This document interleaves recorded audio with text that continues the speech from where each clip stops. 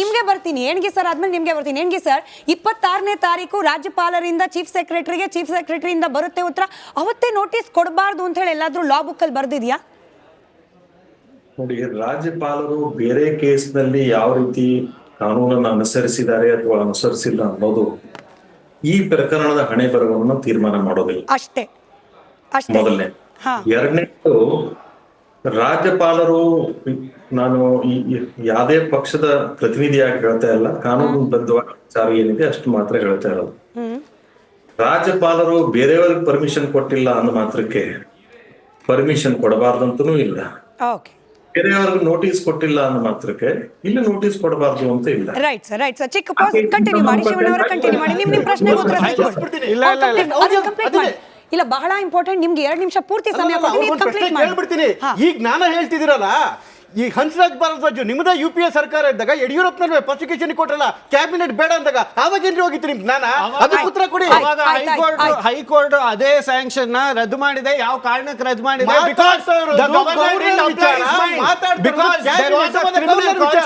Political cost ಮಾಡಿರೋದನ್ನು ಒಪ್ಕೊಳ್ಳಿ. ಅದೇ ತರ ಈ ಪ್ರಕರಣದಲ್ಲೂ ಕೂಡ ರಾಜಕೀಯ ಪ್ರೇರಿತವಾಗಿ ಒಂದು ರಾಜಕೀಯ ಷಡ್ಯಂತ್ರ ಮಾಡಕ್ಕೋಸ್ಕರ ಗವರ್ನರ್ ಆಕ್ಟ್ ಮಾಡ್ತಾ ಇದ್ದಾರೆ. ಯಾಕೆ ತರಾತುರಿಯಲ್ಲಿ ಸಿದ್ದರಾಮಯ್ಯ ಅವರ ವಿರುದ್ಧ ಈ ರೀತಿ ಮಾಡ್ತಾ ಇದ್ದಾರೆ? ಸ್ಥಿರವಾದ ಸರ್ಕಾರವನ್ನ ಅಸ್ಥಿರಗೊಳಿಸಲು ಈ ಪ್ರಯತ್ನ ಮಾಡ್ತಾ ಇದ್ದಾರೆ. ತೋರಿಸ್ತಾ ಇದ್ದು ರಾಜ್ಯಪಾಲರು ಓಂ ಬಿರ್ಲಾ ಅವರನ್ನ ಭೇಟಿ ಮಾಡ್ತಾರೆ, ಗೃಹ ಸಚಿವನ ಭೇಟಿ ಮಾಡ್ತೀರಾ. ಒಂದೇ ದಿನದಲ್ಲಿ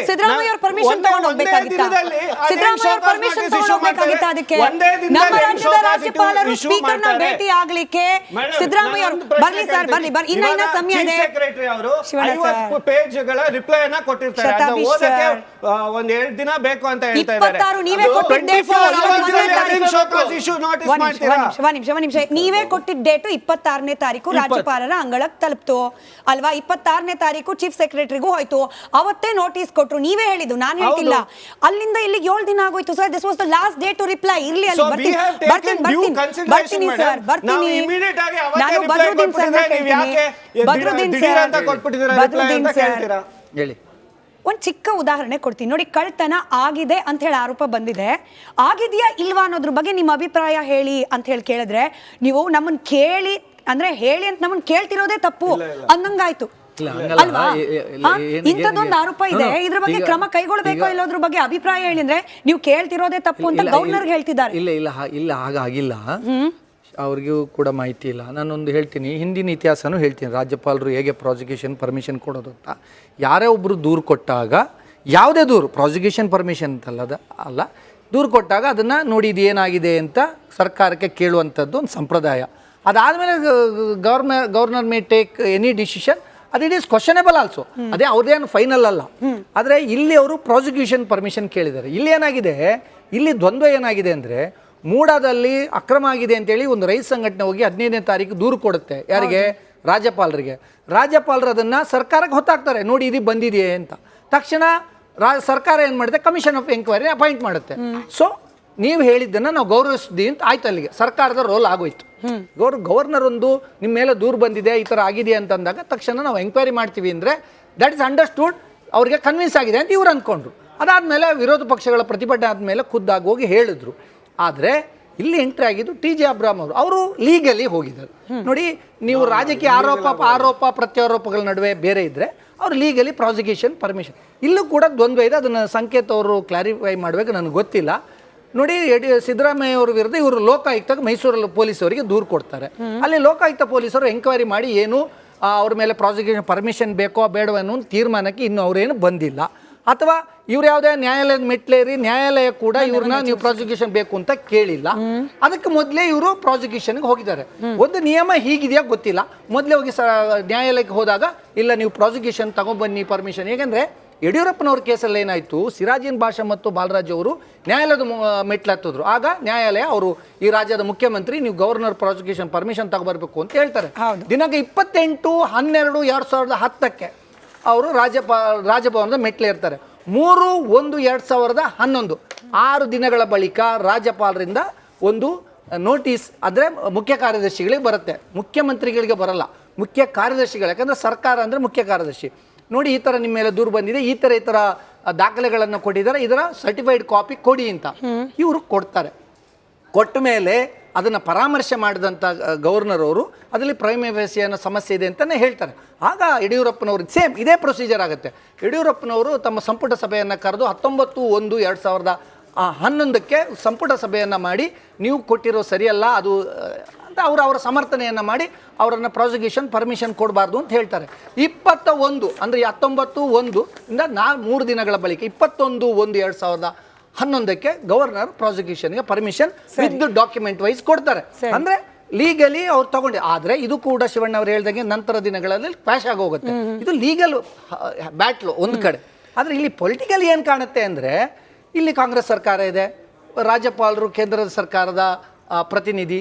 ಸೊ ಕಾಂಗ್ರೆಸ್ನ ದೂರು ಬಂದ ತಕ್ಷಣ ಅವರು ಆತ್ರದಲ್ಲಿ ಪ್ರತಿಕ್ರಿಯಿಸ್ತಾರೆ, BJP ಅವ್ರದ್ದು ಬಂದಾಗ ಮಾಡಲ್ಲ ಅನ್ನೋದು ಆರೋಪ ಪ್ರತ್ಯಾರೋಪ. ಆದರೆ ಇಲ್ಲಿ ನಾವು ನೋಡಬೇಕಾಗಿರೋದೇನು ಅಂದರೆ ಇದು ಪ್ರಾಸಿಕ್ಯೂಷನ್ಗೆ ಪರ್ಮಿಷನ್ ಕೊಡುವಂತ ಅರ್ಹ ಪ್ರಕರಣವೇ, ಒಂದು ನ್ಯಾಯಾಂಗ ತನಿಖೆ ಆಗ್ತಾ ಇದ್ದು ಅಗತ್ಯ ಇದೆಯೇ, ಅದು ಅವರು ಒಬ್ಬ ಪ್ರಜೆಯಾಗಿ ಅವರು ಲಾಯರ್ ಆಗಿ ಅಬ್ರಾಮ್ ಅವ್ರು ಕೇಳಿದಾಗ ಕೊಡುವಂತ ಅವಶ್ಯಕತೆ ಇದೆಯೇ, ಇದ್ರೆ ಮುಂದೇನಾಗ್ಬೋದು ಈಗ ಹೋಗುವಂತ ಆತರ ನೋಡಿದ್ರೆ ಗವರ್ನರ್ ಇದನ್ನ ನೀವು ಚರ್ಚೆ ಮಾಡೋ ಅಗತ್ಯನೇ ಇಲ್ಲ. ಗವರ್ನರ್ ಖಂಡಿತ ಪ್ರಾಸಿಕ್ಯೂಷನ್ ಪರ್ಮಿಷನ್ ಕೊಡ್ತಾರೆ.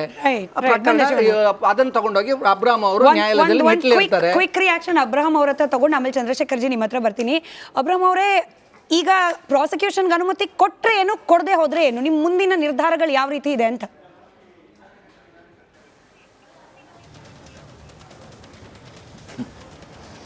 ಕೊಟ್ರೆ ಏನು, ಕೊಡದಿರ ಇದ್ರೆ ಏನು, ಎರಡಕ್ಕೂ ಕೋರ್ಟ್ ಮೆಟ್ಲು ಎಕ್ತೀವಪ್ಪ. ಎರಡಕ್ಕೂ ಕೋರ್ಟ್ ಮೆಟ್ಲು ಎಕ್ತೀವಿ. ಈಗ ಕೊಡ್ತಾರೆ ಅನ್ನೋ ನಮ್ಮ ವಿಶ್ವಾಸ. ಈಗ ಅಲ್ಲಿ ಮಾತಾಡಿದವರು ಸಂದೇಶ್ ಅವ್ರು ಮಾತಾಡೋರು, ಪ್ಲೀಸ್ ಈಗ ನಾ ಮಾತಾಡುವಾಗ let me also get an opportunity. Okay, Sandesh ಅವ್ರು ಮಾತಾಡಿದ್ರು, ಈ ವಾಸ್ ಕ್ವೈಟ್ ಕ್ಲಿಯರ್. ಈಗ ಅಲ್ಲಿ ಇನ್ನೊಬ್ರು ಯಾರೋ ಕೇಳೋರು, ಇದೇನು ಕೇಸ್ ಹಾಕೋದಕ್ಕೆ ಮುಂಚೆನೇ ಸ್ಯಾಂಕ್ಷನ್ ಪ್ರಾಸಿಕ್ಯೂಷನ್ ಕೇಳಬೇಕಾ ಅನ್ನೋದು ಗೊತ್ತಿಲ್ಲ ಅಂತ ಹೇಳೋರು. ಅವ್ರ ಹೆಸರೇನು ಅಂತ ಗೊತ್ತಿಲ್ಲ. There is a circular high court of Karnataka 23rd September 2023 very clearly spelling out that the private complaint should also append prior approval granted by the competent authority to register a private complaint. ಇದು ಎಲ್ಲ ಕೋರ್ಟ್ಗಳಿಗೂ circulate ಆಗಿರೋ circular ಹೈಕೋರ್ಟಿಂದ issue ಆಗಿದೆ. ಆ ಪ್ರಕಾರ ನಾನು complaint ಎಲ್ಲಿ lodge ಮಾಡಬೇಕೋ ಆ ಜೂರಿಸ್ಡಿಕ್ಷನಲ್ಲಿ ಮಾಡಿದ್ದೀನಿ. ಅದ್ರ ಜೊತೆಗೆ ನಾನು ಸ್ಯಾಂಕ್ಷನ್ ಫಾರ್ ಪ್ರಾಸಿಕ್ಯೂಷನ್ ಕೇಳಿದ್ದೀನಿ. ಈಗ ಸ್ಯಾಂಕ್ಷನ್ ಫಾರ್ ಪ್ರಾಸಿಕ್ಯೂಷನ್ ಕೇಳಿದಾಗ ಸನ್ಮಾನ್ಯ DK ಶಿವಕುಮಾರ್ ಅವರು ಇವತ್ತು ಪ್ರೆಸ್ ಕಾನ್ಫರೆನ್ಸಲ್ಲಿ ಭಾರಿ ಜೋರಾಗಿ ಮಾತಾಡೋರು. ಅವರು ಡಿಫೆಂಡ್ ಮಾಡೋದು ಅವ್ರ ಕರ್ತವ್ಯ ಮಾಡಿದ್ದಾರೆ. ಬಟ್ DK ಶಿವಕುಮಾರ್ ಅವರು ಅರ್ಥ ಮಾಡ್ಕೋಬೇಕು, there is a provision in the act that further that in the case of request from a person other than a police officer or an officer of investigation of the law enforcement, the appropriate government or competent authority shall not accord a sanction to prosecute a public servant without providing an opportunity.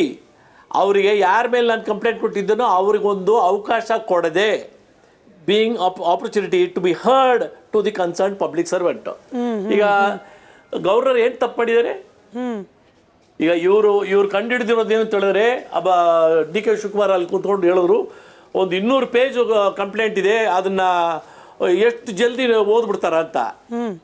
DK Shivakumar ಅವರಿಗೆ ಸ್ಪಷ್ಟವಾಗಿ ನಾನು ನಿಮ್ಮ ಮೂಲಕ ತಿಳಿಸ್ತಾ ಇದ್ದೀನಿ, ನೀವು ಬೇಕಾದ್ರೆ ಅವ್ರನ್ನ ಲೈವಲ್ಲಿ ತಗೊಳಕ್ಕಾದ್ರೆ ತಗೊಳ್ಳಿ. ನನ್ನ ಕಂಪ್ಲೇಂಟ್ ಇರೋದು ಇಟ್ ಇಸ್ ಓನ್ಲಿ 31 ಪ್ಯಾರಾಗ್ರಾಫ್ಸ್. 1.5 ಗಂಟೆ ಕುಂತ್ಕೊಂಡು ಕೋರ್ಟಲ್ಲಿ ನಾವು ಆರ್ಗ್ಯೂ ಮಾಡ್ದಂಗೆ ಪ್ರತಿಯೊಂದು ಪ್ಯಾರಾಗ್ರಾಫು ಅದಕ್ಕೆ ಸಪೋರ್ಟಿಂಗ್ ಡಾಕ್ಯುಮೆಂಟ್ ಯಾವುದು ಅಂತ ನಾನು ಸ್ಪಷ್ಟವಾಗಿ ಆರ್ಗ್ಯುಮೆಂಟು ಸ್ಟೈಲಲ್ಲಿ ಅವರಿಗೆ ಗವರ್ನರ್ಗೆ ಮನವರಿಕೆ ಮಾಡಿದ್ಮೇಲೆ ನಾನು ಆಚೆ ಬಂದ ಮೇಲೆ ತಿರ್ಗಾ ಮಾಡಬೇಕಾ? ಒಂದು ಕೋರ್ಟಲ್ಲಿ ಆರ್ಗ್ಯುಮೆಂಟ್ ಆಗ್ತದೆ, ಸಂದೇಶ್ ಅವರು he will come to my rescue.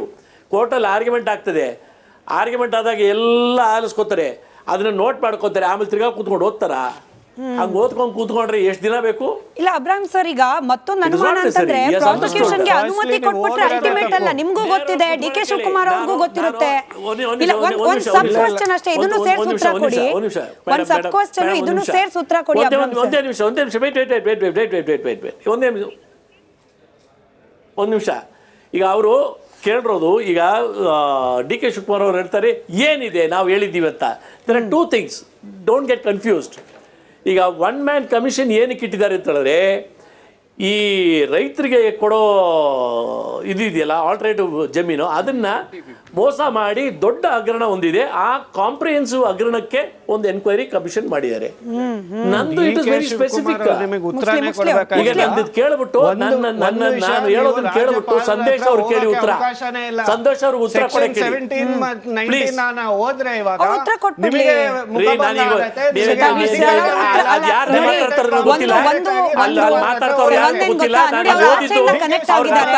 ನೀವಿಬ್ರು ಮಾತಾಡಿದ್ರೆ ಇಬ್ರಲ್ಲಿ ಯಾರ ಮಾತು ಕನ್ವೆ ಆಗಲ್ಲ. ಅವ್ರು ಕಂಪ್ಲೀಟ್ ಮಾಡ್ಲಿ, ಅವ್ರು ಕಂಪ್ಲೀಟ್ ಮಾಡಿ.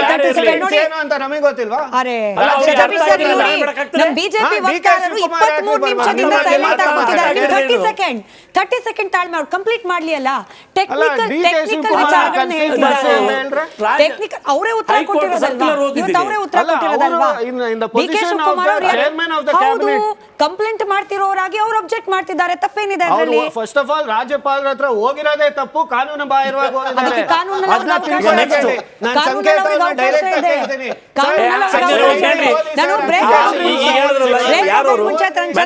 ಚಂದ್ರಶೇಖರ್ ಅವರೇ ಕ್ವಿಕ್ ರಿಯಾಕ್ಷನ್. ಈ ಮಾತಾಡಿದವ್ರಿಗೆ ಹೇಳಿ, ಈ ಸರ್ಕ್ಯುಲರ್ ಕ್ಯಾನ್ಸಲ್ ಮಾಡ್ಸಕ್ ಹೇಳಿ. ಒಂದು ಬೇಸಿಕ್ ರೂಲ್ಸ್ ಇದೆ, ಒಂದ್ ಬೇಸಿಕ್ ರೂಲ್ಸ್, ಒಬ್ರು ಮಾತಾಡೋ ತನಕ ಇನ್ನೊಬ್ರು ಮಾತಾಡೋಂಗಿಲ್ಲ. ಇದನ್ನ ಅರ್ಥ